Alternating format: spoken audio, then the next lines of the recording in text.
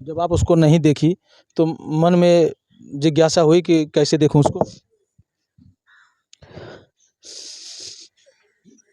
नमस्कार, आप देख रहे हैं पूर्वांचल युग जौनपुर। दोस्तों, आज मैं जनपद जौनपुर के थाना क्षेत्र मछली शहर के अंतर्गत मुस्तफ़ाबाद गांव में हूं। आपको बता दें कि यहाँ एक दलित परिवार रहता है। इस परिवार का यही रहन-सहन है और गरीब परिवार है।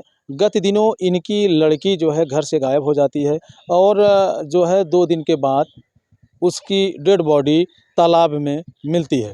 तो जब थाने वालों को सूचना मिलती है तो थाने वाले आनन-फानन में पहुँचते हैं और उस डेड बॉडी को अपने कब्ज़े में लेकर के विधिक कार्रवाई करने में जुट जाते हैं।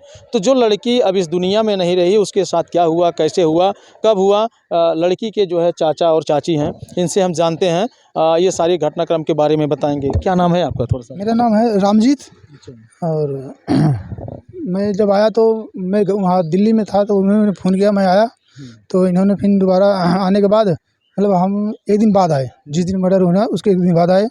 तो मेरे जो यहाँ पे आया, जो सूचना मिली कि क्या हुआ कि बच्ची ने शौचालय गई, शौचालय से उसको उन्होंने मतलब बुला लिया, किडनैप करके अपने ले गए ठीक है, वो ले गए। इसके बाद अब तब इन्होंने पता चली, अब ये लोग सोच रहे हैं कि खेत में गई है और खेत वाले सोच रहे हैं वो घर पे है, मतलब माँ बाप का ना। तो क्या हुआ कि उन्होंने शाम को आया तो लड़की जो घर पे थी वो पूछे कि मोनी कहाँ है, तो मोनी बोली तो वहीं कहीं गई होगी।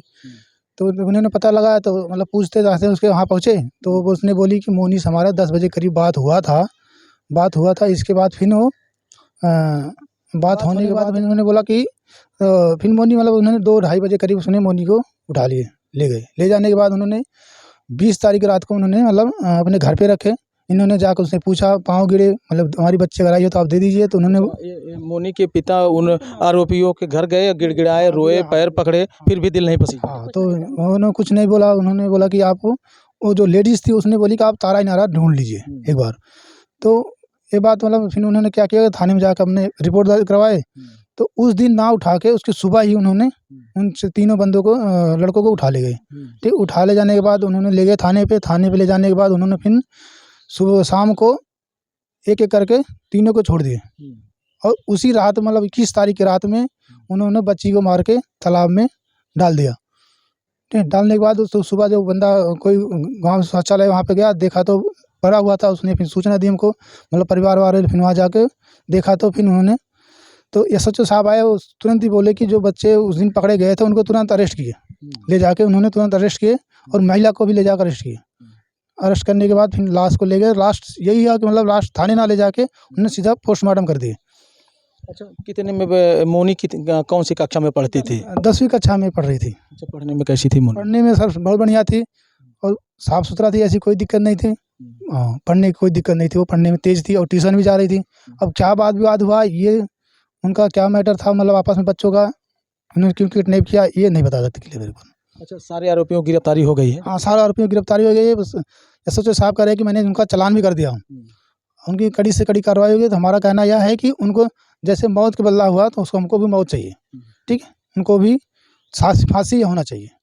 देखिए, अब तो जो है अब आरोपी सभी सलाखों के पीछे हैं और मामला अब न्यायालय का है। न्यायालय जो भी सज़ा देगा अब न्यायालय के ऊपर निर्भर करता है ना। हाँ, न्यायालय को मतलब एसएचओ साहब दिला रहे हैं कि मतलब मैं वहाँ तक उसको मतलब वहाँ तक दिला के आएंगे, फांसी तक हमारी उम्मीद है कि मैं उनको फांसी दिला के ही रहूँगा। देखिए, मोनी की चाची हैं, अब इनके चाचा थे, इनसे भी पूछते हैं। क्या नाम है आपका? बिमला। अच्छा, बिमला जी, मोनी से आपसे बातचीत होती थी?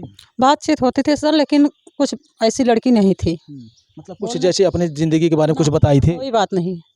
इतनी अच्छी लड़की थी ना, हर में कोई अच्छे खराबे के लिए डांट दो तो वो बोलती नहीं थी, और लड़की जवाब सवाल कर लेती, लेकिन वो बोलती नहीं किसी से। मतलब कहीं न कहीं अगर देखा जाए दोस्तों तो मोनी के अंदर संस्कार भी बहुत अच्छे थे, जैसे इनकी चाची कह रही हैं। अच्छा, आखिरी बार मोनी से आपसे कब बात हुई थी?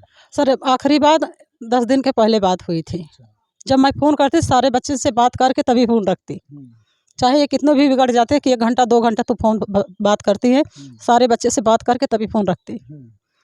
अच्छा, कुछ कहती थी कभी कि मतलब चाची मुझे ऐसी दिक्कत है, ऐसे लोग परेशान करते हैं? कुछ नहीं दिक्कत थी। लड़की मेरी कभी नहीं बोली कि मुझे दिक्कत है। दिक्कत होती तो बताती ज़रूर। मोनी के माँ का रो-रो के बुरा हाल है और आप लोग भी आए हैं और मोनी को कैसा इंसाफ चाहिए? हमें फांसी चाहिए उसकी। फांसी के सिवा कुछ नहीं चाहिए, ना पैसा चाहिए, ना धन, ना दौलत। हम गरीबी में झेल लेंगे, हम मांग के भीख मजूरी करके बच्चे के पाल लेंगे, लेकिन फांसी चाहिए मुझे। जितने लोग जो है इस विवश घटना को अंजाम दिए हैं, साहब अगर यहाँ घर पे आएंगे सुनेंगे तो आपके रोंगटे खड़े हो जाएंगे। मैं इस गरीब परिवार के अगर इस गरीब परिवार के यहाँ दोस्तों अगर आएंगे और घटनाक्रम के बारे में अगर जानेंगे तो आपके रोंगटे खड़े हो जाएंगे, आपके पैरों तले ज़मीन खिसक जाएगी।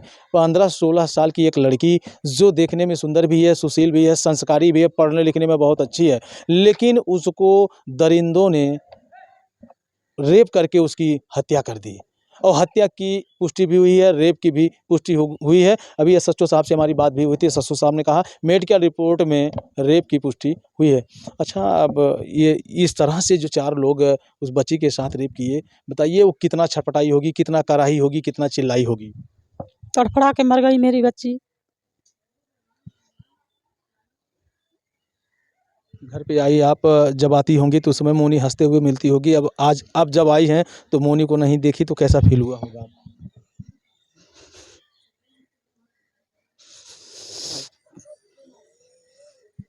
क्या फील हुआ, मतलब उसके बारे में बताइए, नहीं मिली तो। बोलिए, रोइए नहीं, अब तो मोनी वापस आएगी नहीं। अब आपकी आत्मा में क्या चल रहा होगा जब आप आई, अब मोनी नहीं देखने को मिली?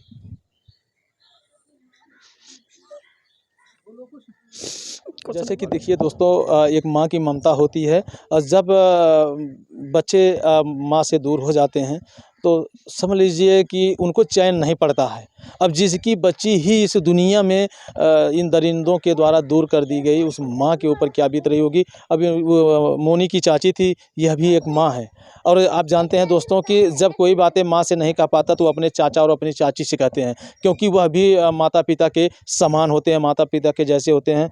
अच्छा, जो है क्या कहना चाहेंगे योगी जी से, जो आपके प्रदेश के मुख्यमंत्री हैं? हमारा कहना यही है कि हमको इंसाफ चाहिए।